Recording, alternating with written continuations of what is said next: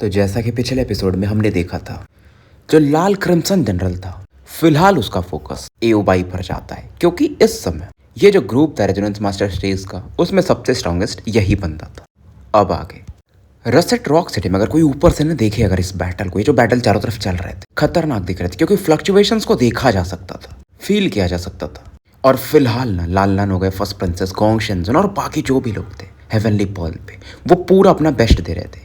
वो जो tell beast आया था उससे बैटल करने में, और Jiang king third year students को लीड कर रही थी। और जो बाकी जो बचे खुचे ये थे अपने लेसर डिजास्टर हेवनली क्लास वाले, ये उन्हें निपटा रहे थे। और जियांग किंग अकेले 5 जो डिजास्टर क्लास के एविल्स थे उन्हें निपटा चुकी थी, ताकि मेन बैटल जो चल रहा है ना उसमें ये लोग इंटरफेयर न कर पाए। इधर लीलू के साइड को दिखाया जाता है।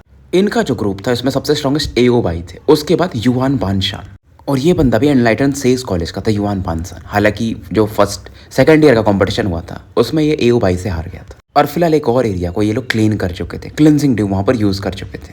3 और ड्रॉप डालने थे, ऐसा एओबाई कहता है।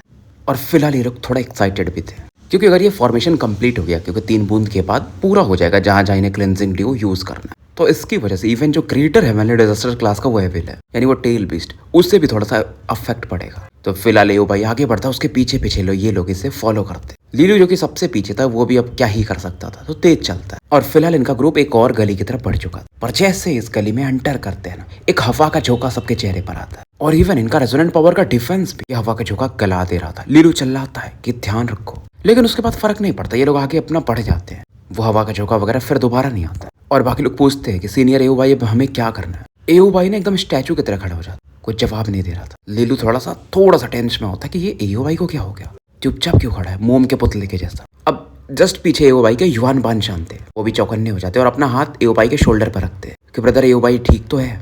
पर जैसे ये करता है, एओबाई एक खतरनाक लेवल का पॉइंट युआन बानशान के टोर्सो पे मारता। और भाई देखो, युआन बानशान थोड़ी तैयार था, इससे क्या पता था कि एओबाई इस पर अटैक करेगा, पूरा ऑफ गार्ड था। और पंच इतना तगड़ा था ना कि ये पूरा खून की उल्टी फेंक देता, हड्डियां तोड़ जाती, और 10-12 मीटर उड़ के तो आराम से पीछे जाके गिरा था। लोग चौंक जाते कि ये क्या हो गया। एओबाई रुकता नहीं, दोबारा से अटैक करता है, 2 पाम शिफ्ट अटैक 2 और स्टूडेंट्स पर। और उनमें से एक जुक्जुआन जो कि काफी ऐसा कोजी फील कर रहा था ना कि सीनियर एओबाई, सीनियर नहीं मतलब एओबाई तुम आ गए हो, तुम्हें फॉलो करना ज्यादा बेहतर है। और इनको भी ये इंजर्ड कर देता। अब जिंग टैक्सो भी चिल्लाता है कि सीनियर एओबाई क्या हो गया आपको। और लेलो फाइल नहीं बोलता है, ये अपने आपे में नहीं है। लूमिंग समझ जाती, मतलब तुम बोल रहे हो कंट्रोल्ड हो रहे हैं, कोई कर रहे हैं। लीलो रिप्लाई नहीं देता है, वो एओबाई को ध्यान से देख रहा था, क्योंकि अब एओबाई की फोकस बचे हुए 4 स्टूडेंट्स पर थी। और उसकी आंखों में एक छोटा सा कीड़ा दिखता एओबाई की आंखों में, रेडिश कलर का, जो डार्क रेड पावर रिलीज कर रहा था। और आंखों से इसके ब्लड भी जो आ रहे थे, अब आंखों से ब्लड आ रहे थे, ऐसा लग रहा था ये इंसान रो रहा है खून के आंसू। यार भाई एक चीज और है ना, अगर किसी को भी रिएक्ट डेवलपमेंट से रिलेटेड जरूरत है या कहीं पे रेफरेंस है तो मुझे दे सकते हो। अभी मेरा एक्सपीरियंस 3 साल का है, कि मेरे कंपनी में मुझे अच्छी वैल्यूज मिल नहीं रही है जितना मैंने मांगा था। तो थोड़ा यार टेंशन में भी बहुत चल रहा हूँ, क्योंकि बहुत ज़्यादा झड़प हो रही है। खैर आगे बढ़ते हैं। फिलहाल अब इनको समझ में नहीं आ रहा था लूमिंग हो या सनडासिंग हो कि करना क्या है। उसे देखकर ही लीलू वगैरह को उल्टी आ रही थी, यार वो कीड़ा किसी की आंखों में हो। और एओबाई को फर्क पता ही नहीं चला था ना कब वो अफेक्ट हो गया था, जैसे हवा का झोंका चला था और वो बंदा अफेक्ट हो चुका था। और लीलू भी खुश था कि चलो ये अच्छा था कि मैं इनका टीम का लीडर नहीं था इस बार। अब एओबाई अपने रेजोनेंट पावर को इकट्ठा करा था, और था भी तो पावरफुल। क्वासी जनरल स्टेज पे तो ये पहुंच ही चुका था, और उसका जो था अपर 8th ग्रेड का रेजोनेंस था silver horn dragon Python resonance. और साथ में इसके पास एक त्रिशूल जैसा कुछ था समझ लो, उससे आगे लेके अटैक करता है। और जिंग टैक्सो बोलता है काश अगर सीनियर युआन ठीक होते, यानी युआन बानशान, तो बैटल में कुछ हो सकता था, क्योंकि युआन बानशान तो बेहोश पड़ा हुआ था। अब लीलू कहता वो सब छोड़ा, हमें साथ में काम करना है, एओबाई को तो रोकना पड़ेगा, नहीं तो मिशन तो फिर गया भाई। सनडासिंग खुश हो जाता है कि लीलू तुम्हारा गट्स का जवाब नहीं यार। मुझे लगा था कि हम चमकेंगे नहीं रसेट रॉक सिटी में, बट अब मजा आएगा जब सेकंड ईयर के स्टूडेंट को पेलेंगे। लूमिंग अलग आंखें ऐसा गोल गोल घुमा रही थी कि पागल है क्या आदमी पूरा। जिंग टैक्सो अपना शांत था। हालांकि लीलू के साथ उसका रिलेशन वैसा नहीं था, लेकिन यहाँ पर जो करना है तो करना है कि लीलू मैं और तुम, क्योंकि 4th चेंजिंग पर तो हमें आगे रहना पड़ेगा। और सनडासिंग और लूमिंग इसे फ्लैंक करेंगे, साइड से अटैक कर सकते। लीलू पे डायलॉग मारता ठीक है अच्छा है, लेकिन मुझे ड्रैग डाउन मत करना। मजे लेता है जिंग टैक्सो के, और एक आधी अटैक करता है जिंग टैक्सो। बट एओबाई का डिफरेंस इतना तगड़ा था ना भाई, क्योंकि पावरफुल है। लीलू वैसे समझाता टेस्ट मत करो, हमें फुल पावर में अटैक करना पड़ेगा। और लीलू अब तो अपना थंडर व्हील अवतार भी एक्टिवेट कर देता, सीधा जाता है लेवल 1 एलिफेंट डिवाइन पावर। और जिंग टैक्सो देखता है लीलू के इस पावर को। लीलू ने एक बार ये यूज किया था, होली ग्रेल मीट किससे कंपेयर करता था, लीलू कितना स्ट्रांग हो चुका था। जिंग टैक्सो सोचता है कि मुझे भी जल्दी से अर्थविंड टायर में पहुंचना है इन कंपटीशन के बाद, फिर मैं इस बंदे से स्ट्रांग हो जाऊंगा, सिल्वर हेयर डेविल लीलू से। उधर ये भी अपना जिंग टैक्सो अपना जो पावर था क्वासी 9th ग्रेड का स्पिरिट अवतार को यूज करता है। वहीं सन डासेंग मंकी किंग का जो तीसरा वाला स्ट्राइक है। लूमिंग की बॉडी से भी इलेक्ट्रिकल ऑरास चमक रही थी क्योंकि उसने भी थंडरपिल अवतार को मास्टर कर लिया था और ये अपने टेक्निक बोल्ट स्वर्ड को यूज करती है। तो चारों एकदम मिल करके कोऑर्डिनेटेड अटैक करते हैं। अब चारों के आदमी अटैक को भी देखकर एओबाई को कोई इमोशन शो तो नहीं करता और अपना टेक्निक यूज करता है ड्रैगन्स बुलवॉक। उसके बॉडी पर पहले तो एक सिल्वर कलर का आर्मर आ जाता जिस पर कुछ ड्रैगन के निशान बने हुए थे और चारों का अटैक आकर के एओबाई के जो इस आर्मर था उससे टकराता। बहुत सारे स्केल्स जो थे उसके आर्मर पर डिस्ट्रॉय हो जाते और आर्मर भी टूट जाता। और जिंग टैक्सो बताता है कि मैंने इसके बारे में इन्फॉर्मेशन पढ़ा था एओबाई के बारे में कि इसका डिफेंस बहुत तगड़ा है। अभी जो इसने वो टेक्निक यूज किया था बुलवॉक या जो वो डिफेंसिव आर्मर के लिए था तो इसके डिफेंसेस हैं तक। अब ये अटैक रिजॉल्व करने के बाद एओबाई के हाथ फिर मूव करता कुछ और नए पैटर्न्स बनाता है इनो शारू जैसे अपना काशी सेंसे हैंड साइन यूज करते वैसा समझो और आर्मर मूव करने लगता धीरे धीरे ड्रैगन का शेप लेने लगता। चारों बंदे अपने पीछे हटते और लीलू को भी समझ में आता है इसका ये जो ड्रैगन जनरल रेजोनेंस आर्ट है तगड़ा तो है। और जिंग टैक्सो बताता है ये जो ड्रैगन्स बुल वॉक है ना वो 2 टायर्स में डिवाइडेड है सिल्वर स्केल्स और गोल्डन स्केल्स। ये बंदा गोल्डन वाले लेवल पे नहीं पहुंचा नहीं तो फिर हमारे लिए और मुश्किल हो जाता। अब देखो रेजोनेंस आर्ट की कैटेगरीज होती है ना तो ये बंदा dragon general resonance art use कर रहा था। उससे नीचे होता है टाइगर जनरल रेजोनेंस आर्ट और लीलू को अब समझ में आता है कि इससे भी कुछ अब ड्रैगन जनरल लेवल के रेजोनेंस आर्ट सीखने पड़ेंगे क्योंकि इसका पावर लेवल अब बढ़ रहा है। हालांकि इसकी फैमिली में थे हाउस लुवोलॉन में अभी भी कुछ ड्रैगन जनरल लेवल के रेजोनेंस आर्ट बट अब थोड़े ही हैं वो उतने भी नहीं है।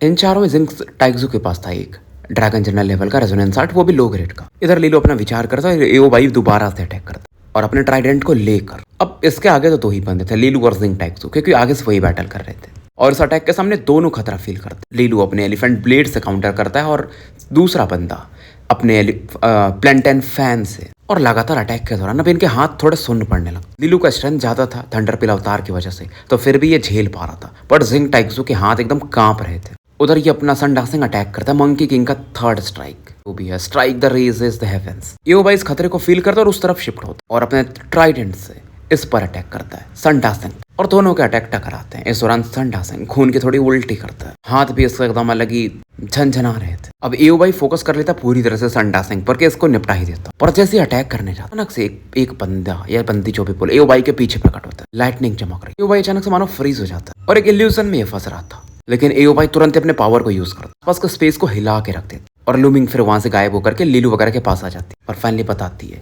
कि वो जो मौत है ना इसके अंदर आंख में कीड़ा जो है वो लाइटनिंग रेजोनेंस से डर रहा है। अगर हम इसकी बॉडी में लाइटनिंग रेजोनेंस भेज दें सीनियर एओबाई की तो कुछ हो सकता है लेकिन प्रॉब्लम ये है कि पहले इसके ड्रैगन आर्मर को फोड़ना पड़ेगा तभी तो वो लाइटनिंग आप अंदर भेज पाओगे। और लीलो बोलता है ठीक है इसका ड्रैगन बुलवॉर्क बहुत स्ट्रॉन्ग लेकिन हमारे पास तरीका हो सकता है क्योंकि वो जो मौत था वो कीड़ा जो था ना जब लूमिंग इल्यूजन यूज कर रही थी तो वो पता नहीं कर पा रहा था रियल क्या और इल्यूजन क्या है तो उतना भी स्मार्ट नहीं है कीड़ा। और सन डासिंग बोलता है ठीक है मैं एक चीज कर सकता हूँ डेमन इफ के विल को यूज करूंगा मेरा स्ट्रॉन्गेस्ट अटैक बट 10 सेकंड से ज्यादा होल्ड नहीं कर पाऊंगा।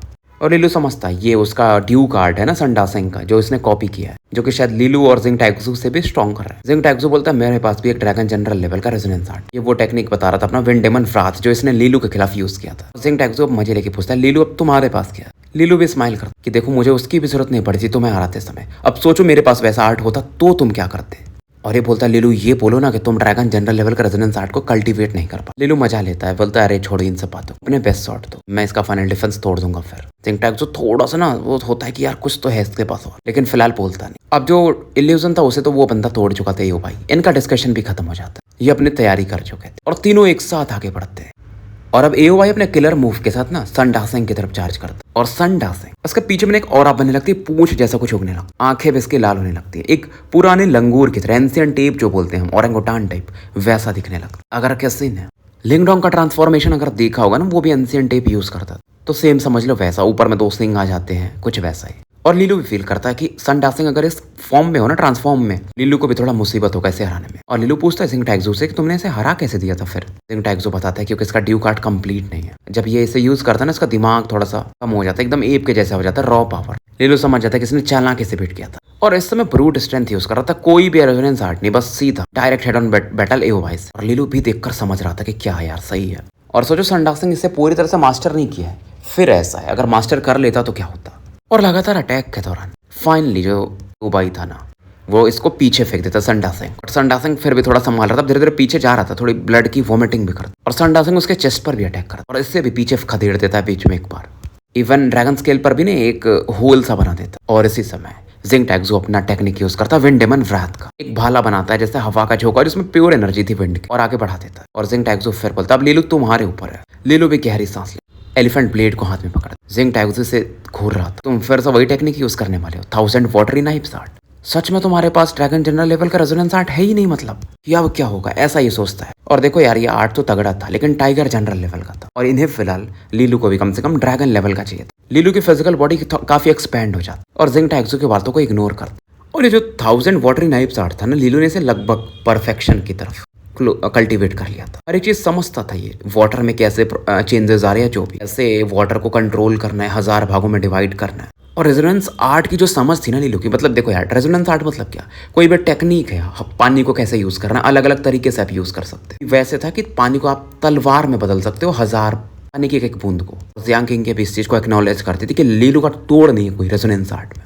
इसी ने बहुत सारे लोगों को सिखाया था रेजोनेंस आर्ट। लोग लेके आते थे कि यार लीलू ये वाला रेजोनेंस आर्ट कैसे सीखो, समझ में नहीं आ रहा है। जैसे यूलांग हो गया, लू किंगेर हो गई, जब ये साउथ विंड एकेडमी में पढ़ता था। और लीलू इस समय ना अपने लाइट रेजोनेंट ऑरा को भी इसमें अब मिक्स करता है, पैटर्न बनाने लगा। दिमाग में इसके कैलकुलेशन चल रहा था, मैथमेटिक्स के कुछ कर्व बन रहे थे, मतलब पानी को अलग शेप में बेंड कर रहा था और उन्हें जोड़ने की कोशिश कर रहा था। थोड़ा सा हाई लेवल का फिजिक्स, क्योंकि भाई को फिजिक्स अच्छे से आती थी।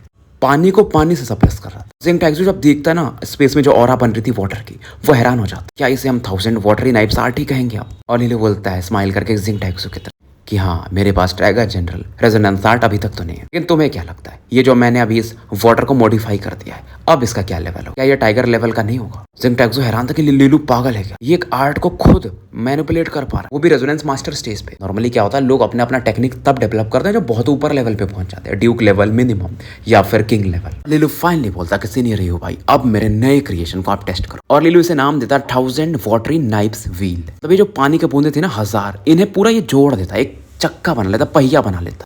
इधर जो जिंग टैक्सो का अटैक था ना, वो एओबाई से टकरा रहा था, उसी जगह पर जहां पर सन डासेंग ने थोड़ा होल किया। तो बचे कुछ ने बहुत सारे जो अंदर के डिफेंसेस थे उसे भी, विंड ड्रैमन जो था, विंड डीमन व्रेथ था, वो भी काट दे। थोड़ी बहुत चीजें और भी बची, वो लीलू के ऊपर था। लीलू का ये जो व्हील ऑफ वाटरी नाइफ्स था, ये आगे बढ़ता, एओबाई के चेस्ट से जाकर टकरा, और धीरे धीरे अंदर में जो सिल्वर धागे जैसे कुछ दिख रहे थे वो कटते जाते। फाइनली लीलू चिल्लाता है लूमिंग तुम्हारी बारी। एक जो पर्टिकुलर एरिया था ना, वहां के पूरे डिफेंसेस ये तोड़ चुके थे। एओबाई अब पूरी तरह से वल्नरेबल था, बिना प्रोटेक्शन के था, मतलब डिफेंसेस। और अचानक से ना ये लूमिंग जुप से गायब होती है और उसके सामने प्रकट होती है। और ये भी सोच रही थी कि लीलू ने अपने रेजोनेंस आर्ट को मॉडिफाई कर दिया, और उसके अंदर एक अलग रिस्पेक्ट आता है कि मैं भी ऐसा कुछ कर सकती हूँ। और फिलहाल इन सब चीजों को भुला करके ये अटैक करने आगे बढ़ती, अपनी उंगली पर इलेक्ट्रिक पावर फोकस करती, और जैसे आगे बढ़ती ना, वो जो कीड़ा था वो उसको डेंजर फील होता है और काफी तेजी से भागने को देखता। एओबाई की आंखों से ना ब्लड निकलता और लूमिंग के हाथों पर आता, लेकिन इलेक्ट्रिसिटी उसे न्यूट्रलाइज करने लगती। लेकिन फिर भी किसी को लगा नहीं था कि कीड़ा भी अटैक कर सकता है, तो जो इलेक्ट्रिक एनर्जी इस लड़की ने फोकस किया था, ये उसे न्यूट्रलाइज भी कर रहा था। और लीलू और जिंग टैक्सो ने ये सोचा नहीं था, इवन लूमिंग ने। और लूमिंग इंजर्ड हो गई तो फिर पूरा प्लान खराब है। लेकिन जब वो अटैक करता है तो बेसिकली वो जो ऑरा दिखती है वो अचानक से गायब हो जाती है, वहां से लूमिंग भी गायब हो जाती है, क्योंकि ये एक बस इल्यूजन था लूमिंग का। लूमिंग शुरू से बहुत चौकन्नी थी, उसे लगा था कि ये मौत भाई कुछ तो होगा उसके पास टेक्निक, और उसने सही सोचा। एओबाई के लेफ्ट में फिर से लूमिंग प्रकट होती, 2 फिंगर को यूज कर एओबाई का जो टेम्पल होता वहां पर फोकस करता है। इस फोरहेड का एरिया को हम शायद टेम्पल बोलते। सीधा एओबाई के हेड में अब इलेक्ट्रिसिटी जाने लगती, और फाइनली ये जो कीड़ा था ना, एओबाई की आंखों से निकल जाता। एओबाई खांसते हैं, फाइनली बोलते सॉरी गाइस, मैंने तुम लोगों को बहुत परेशान किया। सन डासेंग तो काफी इंजर्ड हो चुका था, बैठ के हील कर रहा था। लीलू भी बोलता है सीनियर ये आपकी गलती नहीं, ये मौत था ही काफी स्ट्रॉन्ग, और फिलहाल हम यहीं पर रुकते हैं, आप पहले स्ट्रेंथ को अपने इकट्ठा करो। एओबाई कंट्रोल में थे, लेकिन थोड़े बहुत तो सेंसेस थे ना, उन्हें समझ में आता कि कितना हार्ड बैटल। ये बोलता अब ये तुम्हारे ऊपर है कि अभी हमें भी और 3 क्लिनजिंग ड्यू यूज करने हैं। लीलू भी बोलता आप टेंशन मतलब हम कर देंगे। चारों आगे बढ़ते और एओबाई को टाइम दे रहे थे कि वो भी हील कर ले, और इस समय उस क्रिम्सन रेड फिगर को दिखाया जाता है, जो कि काफी सरप्राइज था कि घोस्ट मौत को इन्होंने डिस्ट्रॉय कर दिया, और इन चारों ने मिलकर एक क्वासी जनरल को टेक डाउन कर लिया। बड़ी बात है। फिलहाल ये फोकस करता है अपने ब्लड टेल्ड वाले बैटल पे कि कोई ना, अब समय हो चुका है। अब ये जो 8 लोग हैं हेवनली पन लेवल के, ज़्यादा देर तक वैसे भी टिक नहीं पाएंगे। तो भाई ये स्टोरी यहीं समाप्त करते हैं और मिलते हैं फिर कल एक नया वीडियो के साथ। तब तक के लिए मैं आपका साथी एन अल्केमिस्ट AKA मुसाफिर विदा लेता हूँ।